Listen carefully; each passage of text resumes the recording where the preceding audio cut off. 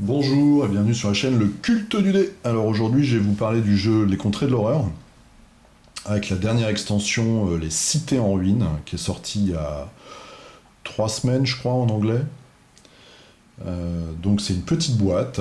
Les petites boîtes en général amènent pas mal de choses, si ce n'est des plateaux, mais elles ont un contenu assez riche. Et là donc la thématique va être la destruction, carrément la destruction complète de certaines villes de la carte. Donc je peux vous dire qu'on va prendre cher.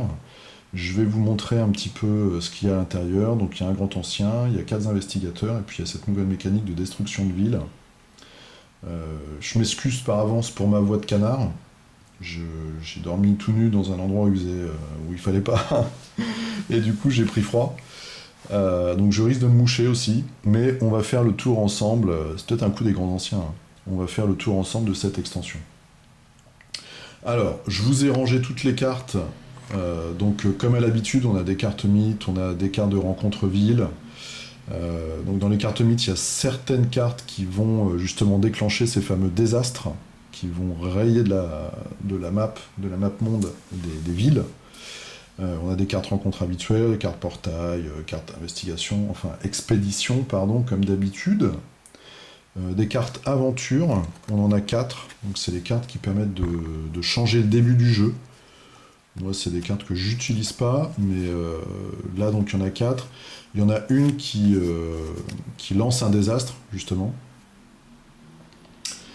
Et puis il y en a une autre qui reprend toute la mécanique que je vais vous montrer tout à l'heure du grand ancien, justement, qu'on a dans cette boîte, et qui enchaîne les désastres. Certaines cartes mythes aussi les ont, et pour l'instant, bah, c'est tout. Donc c'est pas forcément une mécanique qu'on va voir souvent, en dehors du grand ancien, ou de la petite introduction là, de la carte aventure que je viens de vous mentionner. Sachant que c'est très très violent, je vais vous montrer à la fin les cartes vraiment ce qui se passe, et c'est des gros malus. Alors, mis à part ça, du côté des investigateurs, on a 3 petites tuiles comme ça à dépuncher. Donc vous voyez, on a 4 investigateurs, je vais vous montrer vite fait. Donc les nouveaux tokens, les nouveaux jetons en carton qu'on va mettre sur les villes justement qui sont dévastées. Et puis quelques nouveaux monstres, donc il y a des monstres élites, et puis il y a des monstres communs, rien de spécial vraiment. Là on commence un petit peu, je trouve, à tourner en rond au niveau des monstres. Et même des mécaniques, c'est-à-dire le jeu devient tellement énorme, je pense qu'on arrive à la fin parce que je vois pas très bien ce qu'il pourrait ajouter. En tout cas là on a une telle masse de matériel que tout ça devient un petit peu redondant. On a aussi beaucoup de cartes, donc d'objets, de sorts, de conditions. Je vais vous en montrer vite fait, il y a aussi des tâches, il y a des reliques évidemment. Donc on a Duke, le chien, qui vient avec un des nouveaux investigateurs. Bon, on a plein de cartes, hein, vraiment. Voilà, un totem étrange, là. C'est toujours des Mother. C'est toujours très bien illustré, il y a des illustrations qu'on retrouve dans d'autres jeux. Je vais vous en montrer 2, moi que j'aime bien. Bon, donc il y en a une parce qu'il y a un monstre, celle-ci, et avec une créature qui nous dit bonjour, mais il n'a pas l'air effrayé le gars, hein.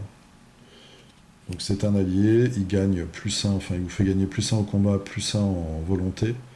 Et quand vous laissez vous lancer des dés de cette sorte, vous pouvez les relancer. Et puis il y a celle-là qui a un service, qui coûte 3.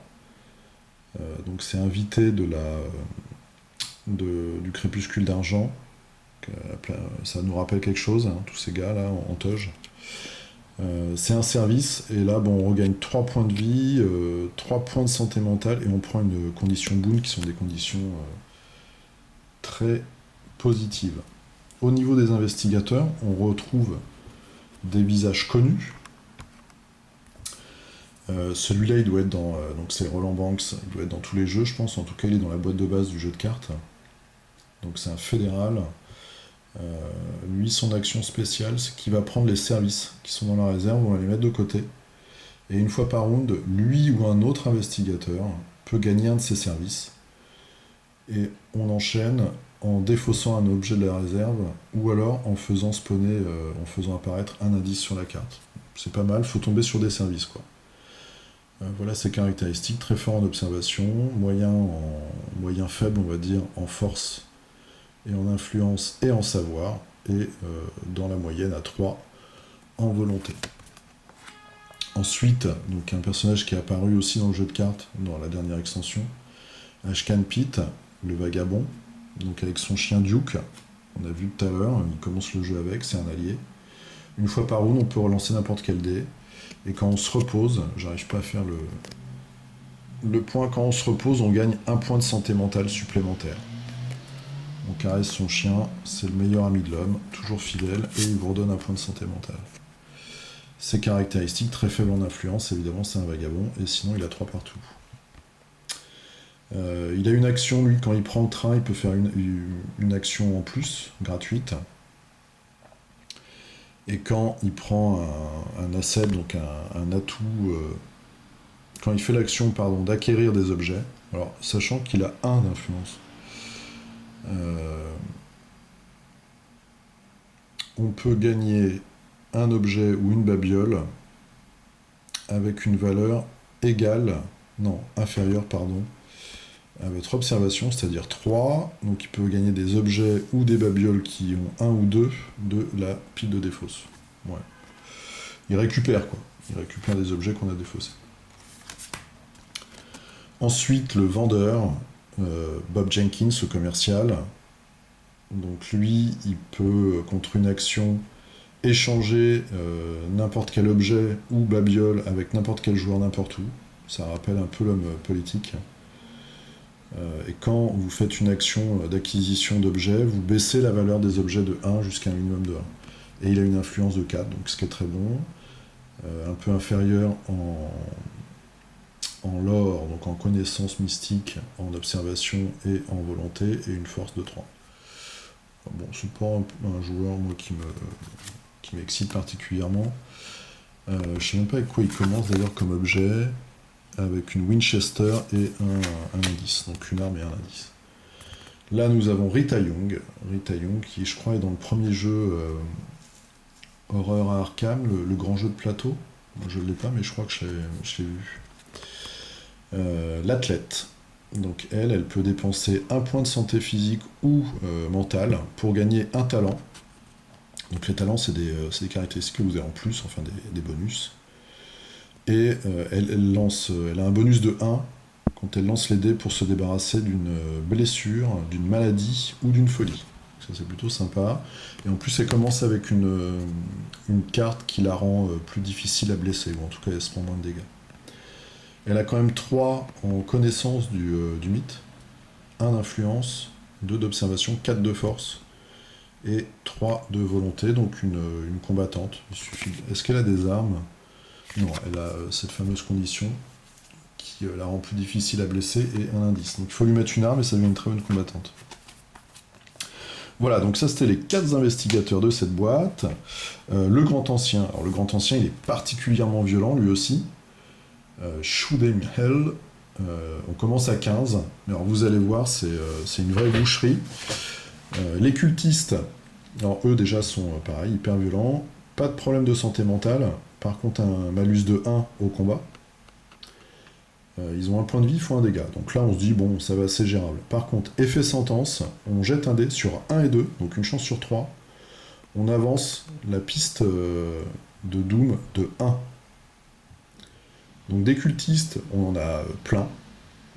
Les cultistes, à chaque partie, moi j'ai toujours des cultistes qui sont arrivés. Et là, on se prend un malus de 1, et en plus, vous allez voir, ça fait un combo, en fait, avec la mécanique des désastres. C'est assez terrifiant. Donc justement, dans la mise en place de ce grand ancien, on a donc ces cartes spéciales de rencontres, et aussi, il y en a une pour un mystère, où voilà, il y a toute une histoire. Mais on place aussi des pions destinés, je crois, les Eldritch Tokens, ou je ne sais plus comment vous appelez, sur les emplacements 2, 5, 8 et 11 de la piste Doom. Et en plus, Rome est détruite. Donc vous allez voir, si Rome est détruite, eh bien, on lui met un petit token comme ça, là, que je vous ai montré tout à l'heure. Et quand on va sur la case Rome, on n'a plus de rencontres, on n'a plus les rencontres Rome ou les rencontres ville. On a un paquet de rencontres spécifiques. Je vais vous montrer tout à l'heure. Donc Rome est détruite et on a ces 4 endroits sur la piste là où en fait ce qui se passe c'est très simple.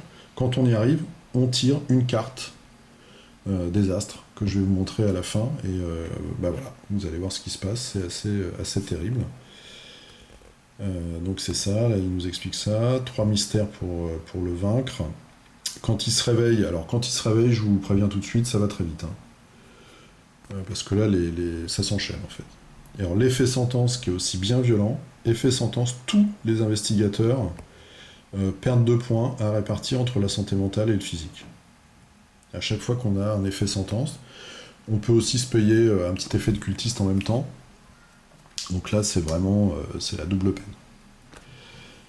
Ces fameuses cartes, après je vais vous montrer, je vous garde le pire pour la fin en fait.